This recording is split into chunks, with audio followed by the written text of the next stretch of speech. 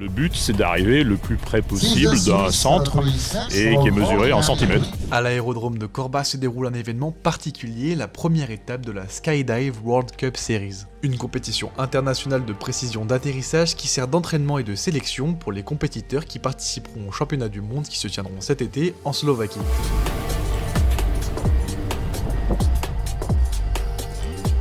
C'est très simple, c'est le premier point du corps qui touche le sol qui marque la distance par rapport au centre. Sachant qu'à ce niveau-là, au niveau international, on mesure jusqu'à 3 cm.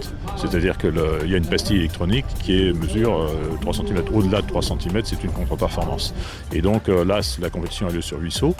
Et 8 sauts, pour espérer la gagner, il faut vraiment faire ce qu'on appelle des carreaux, c'est-à-dire 0, 1, 2, mais guère plus.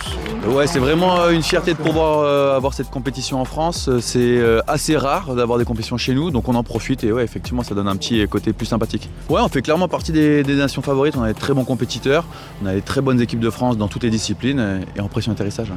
Comment il s'est passé ce saut alors ? Et là, on commence une première entame de compétition avec des conditions qui sont tout à fait correctes et puis on espère pouvoir valider la compétition et que chaque manche se passe bien. Pour la compétition fin août, comment on la sent ?